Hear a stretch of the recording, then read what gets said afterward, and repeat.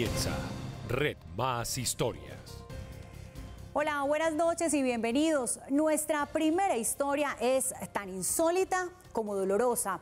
Pero antes de empezar, queremos invitarlos a que comenten en nuestras redes sociales con el numeral Buenos Cuentos. Pueden vernos en www.redmas.com.co y en la app Mi Claro sin consumir datos de su plan de celular. Ahora sí, vamos con la primera historia de la noche. La Fiscalía le reveló a la Jurisdicción Especial para la Paz que Medicina Legal perdió las muestras de varios cadáveres que pertenecían a víctimas de la llamada Operación Orión en la Comuna 13 de Medellín. Mario Villalobos nos presenta los muertos perdidos de Medicina Legal.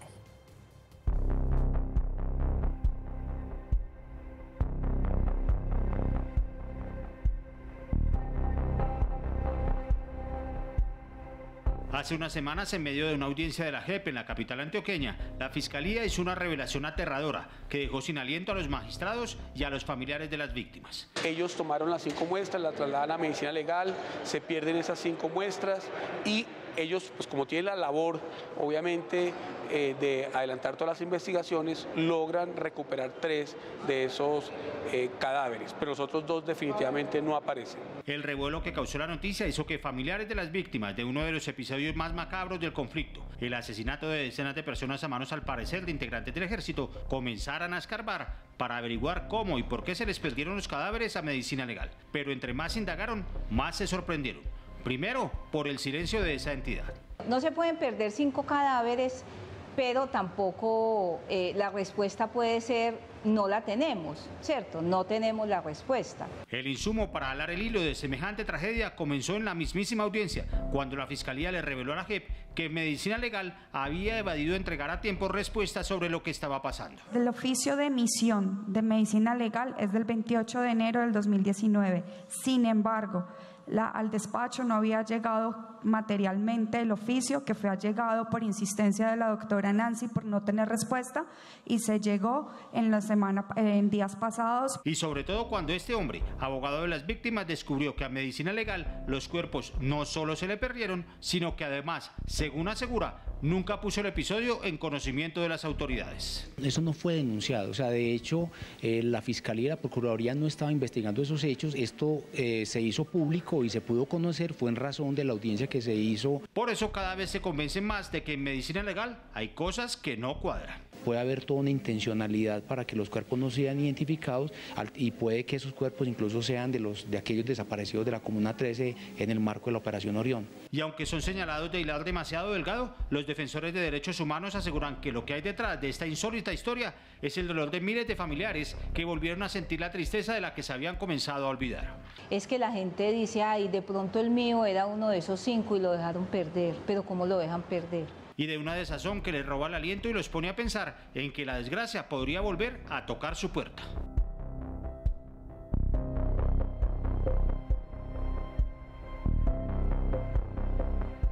Muy preocupante porque uno siempre está constantemente recordando y pensando ¿y qué pasó con esos cuerpos? ¿Y será que va a seguir pasando y no se va a conocer? Hay que decirlo, es muy grave en la medida en que pues, se produce una doble victimización, es decir, una revictimización. Muchas de estas familias que asistieron a la audiencia, fácilmente el cuerpo de sus hijos podían ser esas muestras. Por eso hace poco la JEP, a través de un auto, tomó cartas en el asunto y pidió explicaciones rápidas y satisfactorias. Y se ordena la compulsa de copias tanto a la Fiscalía General como a la Procuraduría para que investigue estos graves hechos y estas irregularidades en lo que tiene que ver con la pérdida de estos tejidos óseos o restos humanos. Por ahora, y pese a la insistencia de Red Más Historias, los directivos a cargo de Medicina Legal en Antioquia y Medellín, Kevin Mejía y Germán Cadavid, se niegan tajantemente a pronunciarse sobre el caso. Mientras tanto, los familiares de quienes perdieron a sus seres queridos en la Comuna 13 se convencen cada vez más de que esa entidad no es prenda de garantía. ¿Qué esperanza o qué confianza podemos tener las víctimas de desaparición forzada en esta institución? Si realmente es la institución que nosotros debemos respaldar para la identidad, para identificar a los desaparecidos. No podemos tener confianza en los procedimientos que está adelantando Medicina Legal. O sea, no es este un caso aislado. Mientras la JEP sigue avanzando en el tema de las medidas cautelares para establecer la verdad de lo que pasó en la Comuna 13, en el fragor del conflicto, Ahora tiene un nuevo dolor de cabeza. Pensar en que Medicina Legal, una de las entidades clave a la hora de apoyar las investigaciones, está más que embolatada con un asunto que está pasando de castaño a oscuro. Saber que 5 muestras, que 5 cadáveres desaparecidos habían vuelto a desaparecer. Eso realmente no sucede, creo yo, en ninguna parte, sino en Colombia. Pero no es la primera vez que a Medicina Legal se le pierden unos cadáveres en Medellín. En 2014, esa entidad extravió el cuerpo de un anciano casi ciego, desdentado y con síntomas de Alzheimer. Según sus familiares, un directivo les llevó unas cenizas falsas asegurando que a su padre lo habían cremado por error. Pero el proceso disciplinario demostró que en realidad los restos se perdieron inexplicablemente del interior de la morgue.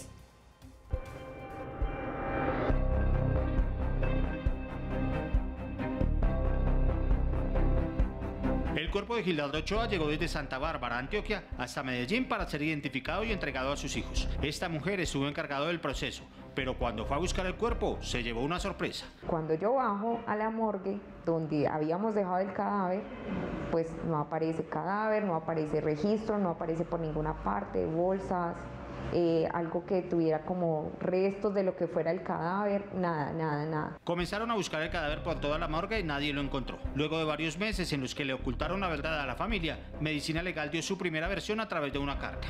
Respecto de la ubicación de los restos óseos de su padre, le informamos que estos fueron incinerados tal y como se explicó a su hermana en presencia de la personera municipal de Santa Bárbara, y a la fecha no se tiene conocimiento exacto de las cenizas de los mismos. Pero eso no era cierto. Comenzó un juicio disciplinario en el que el director seccional de Medellín hizo una confesión escabrosa.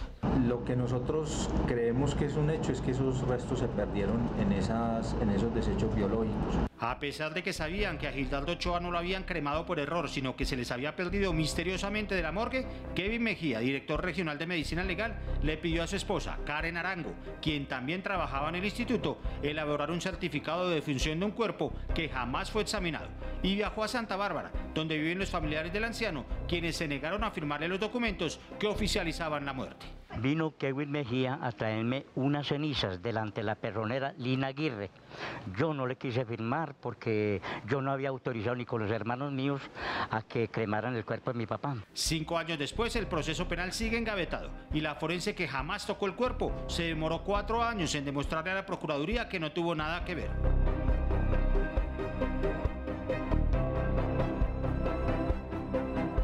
Para mí era un afán de ocultar a la sociedad y a la misma familia que que algo había pasado con ese cadáver.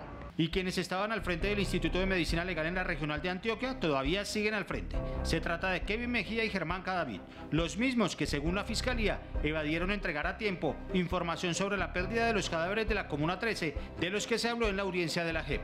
Si me permite, le leo. Dice: cordial saludo. Referente al oficio del asunto, se verifica en nuestros archivos físicos de almacenamiento, encontrándose que no, resaltado en mayúscula, negrita y subrayado, existen muestras de los casos relacionados en el asunto. Sobre el episodio de la pérdida del cuerpo de Gildardo Ochoa, tuvo plena certeza el entonces director de Medicina Legal, Carlos Valdés, quien en este video, en el que aparece acompañado de sus 2 alfiles en Antioquia, reconoce lo que pasó. Se extravió un cuerpo esqueletizado que había sido ya asignado a una antropóloga para su abordaje. Como parte del plan de mejoramiento se realizó la denuncia penal y el traslado a la Oficina de Control Interno Disciplinario. Y además habló de otro episodio igual de macabro. En el mismo año, 2014, y en el año siguiente, 2015, hubo 2 nuevas entregas equivocadas que se detectaron por parte del instituto. Lo único cierto es que mientras la familia de Gildardo Ochoa sigue esperando que le digan quién es el responsable de la pérdida de su cadáver, mientras decenas de familias de las víctimas de la Comuna 13 no saben qué pasó con los cuerpos que también se extraviaron, Kevin Mejía y Germán Cadavid se niegan a hablar de los 2 episodios. En varias oportunidades hemos intentado obtener respuestas del Instituto Nacional de Medicina Legal, la entidad a la que apuntan todas las denuncias sobre pérdida de cuerpos y muestras que se han presentado en los últimos años. Ni los responsables de su operación en Antioquia y Medellín, ni su actual directora, ni el exdirector quieren pronunciarse sobre el tema. De hecho, hemos recibido evasivas y su negativa a concedernos una entrevista para explicar qué fue lo que pasó.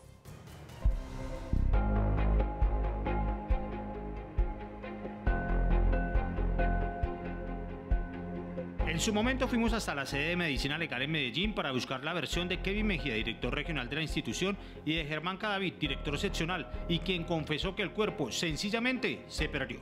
Lo que nosotros creemos que es un hecho es que esos restos se perdieron en esos desechos biológicos. Ambos funcionarios se negaron argumentando que la única autorizada para hablar sobre el tema era su jefa, la directora nacional, Claudia Adriana García.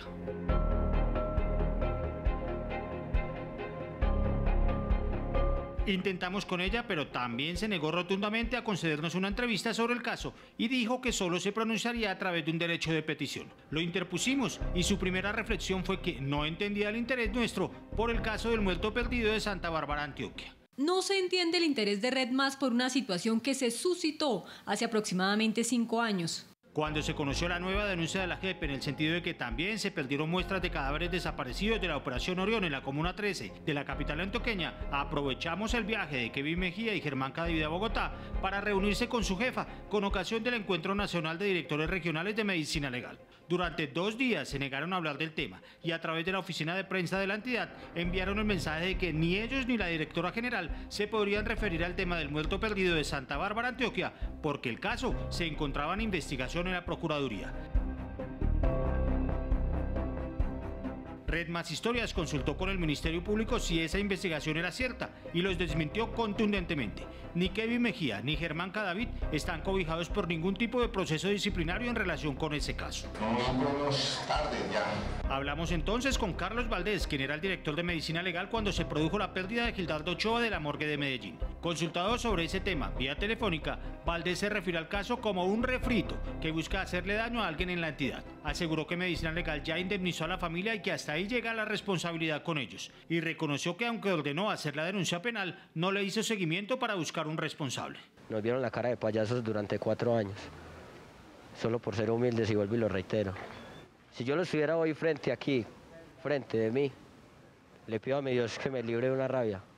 Le preguntamos si en alguna reunión había hablado sobre el tema del muerto perdido con Kevin Mejía y Germán Cadavid, los hombres que siguen a cargo de la entidad en Antioquia. Valdés dijo que no recordaba haber hablado de eso en presencia de sus alfiles, pero el video dice otra cosa. Se extravió un cuerpo esqueletizado que había sido ya asignado a una antropóloga para su abordaje. Le informamos que teníamos este video que demuestra que sí habló del caso delante de sus subalternos, pero Valdés insistió nuevamente en que no recordaba nada de nada.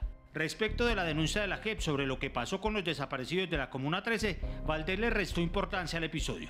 Aseguró que no eran cuerpos sino apenas unas muestras y que eso se pudo haber producido por algún descuido de uno de sus funcionarios. Esas muestras perdidas eran la única posibilidad de los familiares de saber si su ser querido fue asesinado o no. Red Más Historias tiene en su poder la comunicación telefónica en la que Valdés respondió a todas las inquietudes que le formulamos. En diciembre pasado, Valdés renunció intempestivamente y en medio de un gigantesco escándalo a la Dirección de Medicina Legal, luego de reconocer que cometió un grave error en la investigación de otro caso escabroso, la muerte de Jorge Pizano, el testigo estrella del desfalco de la Ruta del Sol, quien perdió la vida al tomar agua con cianuro. Un episodio que hasta hoy tampoco ha sido aclarado. El protagonista de nuestra segunda historia de la noche está acostumbrado a brindar una mano amiga a todos aquellos que tienen problemas. Es el psicólogo Walter Rizzo. Se volvió una enciclopedia ambulante de la superación personal. Sin embargo, pocas veces habla de los momentos en los que sucumbe como cualquier ser humano. Camila Bradford nos presenta Walter Rizzo se confiesa.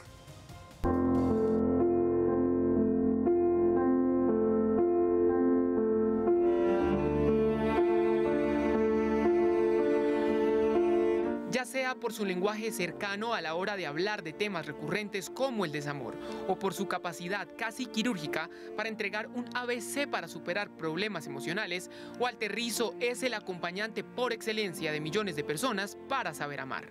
O sea, si te veo sufrir, por mí, es que me amas. Una buena relación uno no tiene por qué sufrir esencialmente. Va a tener momentos difíciles y momentos buenos, pero el amor no se pone en juego, no se violan los derechos humanos, es democrático, dentro y fuera de la cama, es horizontal. Si tú estás en una relación así sufriendo y ya se pasa del límite, de tu dignidad personal, de tu autorrespeto, ¿por qué diablos te quedas? Según Rizzo, los amores agónicos son endémicos de la cultura latinoamericana. Una relación tóxica se alimenta de la terquedad y de la obstinación al otro, incluso cuando ese otro no te tiene dentro de sus planes. Cuando algo está bajo tu control y es importante, es vital, hazte matar. Pero cuando algo escapa a tu control, aprende a perder. Y el amor también, hay que construirlo. Eso es más sudor que inspiración. Le digo a la gente, nunca diga te amo, diga te estoy amando, porque es una construcción permanente. Y aunque pueda asumirse que Rizzo se las sabe todas para no sufrir en la vida, es humano y llora. Llora cuando su corazón se arruga y no le da miedo decirlo. A mí muchas cosas me sacan lágrimas, ¿no? Cuando a veces la pobreza me saca lágrimas, pero otras veces cuando cocino, sí, y la cocina me queda genial, lloro de la alegría, no sé, yo me emociono, pero no lo disimulo, lo muestro, a mí no me da pena. Y a sus críticos le responde de frente. No vacila en reconocer la importancia de los libros de autoayuda, aun cuando para muchos no son literatura o no les hallan aplicabilidad.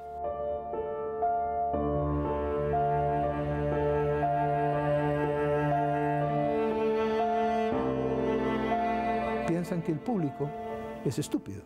Cuando uno escribe un libro de estos, tiene primero la responsabilidad de que no puede poner estupideces, porque puede hacer daño a la gente. Traducir a un idioma sencillo algo complejo implica conocer muy bien el problema y tener la habilidad de traducirlo. Entonces es un trabajo mucho más complicado si lo querés hacer bien. Ser buenos en el arte de amar. Ser amantes en toda la extensión de la palabra no es tarea fácil, pero según Rizzo es cuestión de ponerse la camiseta y aceptar la misión. Yo digo que una persona que quiera ser un buen amante tiene que tener debajo de la almohada la Carta Universal de los Derechos Humanos. Tiene que haber deseo, tiene que tener filia. Filia es capacidad de ser amigo, amiga del otro. Tener proyectos juntos, ser leal, los amigos son leales. La única certeza que podés tener en el amor, que es que no te hagan daño intencionalmente. La era digital, algo inminente en nuestra sociedad, redefine las formas de amar, las manifestaciones de ese amor, y Rizzo se aventura a dar su predicción al respecto. Yo creo que vamos hacia una androginia, es decir, una mezcla de sexos, pero no tanto sexual, físico, biológico, sino en cuanto a los roles. Creo que puede transformar las relaciones de pareja, el amor en algunas cosas, pero la esencia, el eros, la filia y el ágape, creo que van a existir por muchos siglos. No me imagino una ruptura de un paradigma tan sólido como ese.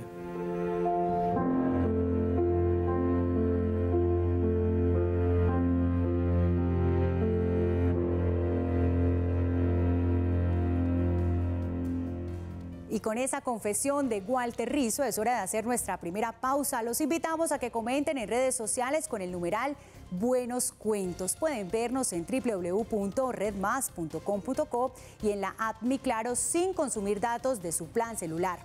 Al regreso, nuestros adorados locos de la tele letal intentarán explicarnos si detrás de un chic chombiano está el psicoanálisis de Sigmund Freud. Eso después de la pausa. No nos deja ser, digamos, como ser una patria de verdad, ser una nación. No nos deja hacer esa confusión. Esa es precisamente la psicopatología, ser colombiano. Gracias por continuar con nosotros. Por estos días se conmemoran los 80 años de la muerte de Sigmund Freud, el padre del psicoanálisis. Y sin duda uno de los más grandes hombres en el campo de la ciencia. Por eso nos dimos a la tarea de averiguar si a través de sus reflexiones se podría explicar en parte la forma de ser de nosotros los colombianos. Un experto en el tema y nuestros amigos de la tele letal intentaron darnos luces.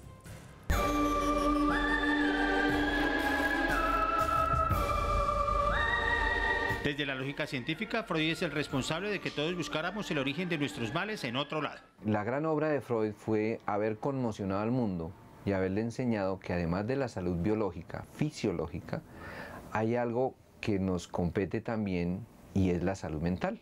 Y quienes ya están aquejados de esos mismos males tienen una lectura un poco diferente. El Cristóbal Colón del inconsciente le pasó lo mismo que Cristóbal Colón. Cristóbal Colón pensó que llegó a la India, pero fue a América, y lo mismo le pasó a Freud con el inconsciente. En todo caso, en una sociedad agobiada por la demencia de la violencia, pero que se alegra por los deportistas, que es solidaria pero también indiferente, que es seria pero también amargada, no falta quien crea, a pie juntillas, que habría que apelar a Freud para intentar explicar por qué los colombianos somos así. No nos deja ser, digamos, como ser una patria de verdad, ser una nación. No nos deja hacer esa confusión. Esa es precisamente la psicopatología, ser colombiano. Pero más en serio, los expertos creen que detrás de Freud podría explicarse una típica escena que define a un colombiano. El amigo le pide a uno 20.000 pesos para cubrir una necesidad de comprar un tarro de leche para sus hijos. Y la tendencia es decirle no tengo dinero. Pero si yo escucho al mismo amigo decir, necesito que me prestes 20.000 pesos porque tengo una rumba hoy y tengo que comprar unas cervecitas y quedas invitado, mira, los 20.000 pesos aparecen. La respuesta desde la perspectiva vital de Freud es muy clara. Los tres componentes de la mente humana, el yo, el superyo y el ello, son fanáticos redomados del equilibrio. Por eso la respuesta al ejemplo del tarro de leche y la cerveza. Elementos que nos alivien tensiones, conflictos, el famoso estrés, ansiedad, depresión, etc. Y de eso sí que saben aquellos que parecen ser unos dignos herederos suyos. En la inconsciencia sin duda. No saber quiénes somos, por ejemplo. O pretender saberlo y descubrir que lo que pensábamos que éramos no es lo que somos. Quienes conocen del tema creen que detrás de aquellos que venden el voto por un tamal o que se escandalizan más por el desnudo de una modelo que por un feminicidio, habita irremediablemente Freud, porque somos unos locos adorables que amamos la zona de confort. Llamemos a un economista y que nos describa la foto hoy día macroeconómica de Colombia. Estamos quebrados, la gente no se da cuenta de eso. Sin embargo, estamos llenando los estadios. Por fortuna quedan algunos pocos cuernos que de cuando en cuando nos recuerdan que Freud podría ser sencillamente una excusa para hacer gala de un atributo que solo nos pertenece a nosotros, la chichomianidad. Sigmund, donde quiera que estés muerto, te saludamos.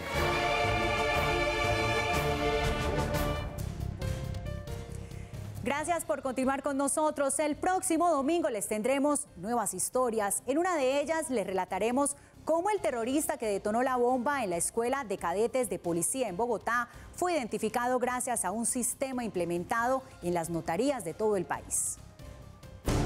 Claro, porque esa persona había hecho una diligencia en notaría y se le había identificado biométricamente. Cuando verificaron sus huellas, verificaron que era esa persona, se dio la identidad que fue, digamos, como coincidente el trámite que previamente hizo esa persona y el notario lo pudo identificar. Llegó el momento de despedirnos y como siempre agradecerles por su compañía. Los invitamos a que comenten en redes sociales con el numeral Buenos Cuentos. Pueden vernos en www.redmas.com.co y en la app Mi Claro sin consumir datos de su plan celular. Nos vemos el próximo domingo a las 8 de la noche y mañana no se pierdan Red Más Conexión a partir de las 6 de la mañana. Soy Alejandra Gómez y esto es Red Más Historias. Buenos Cuentos. Chao.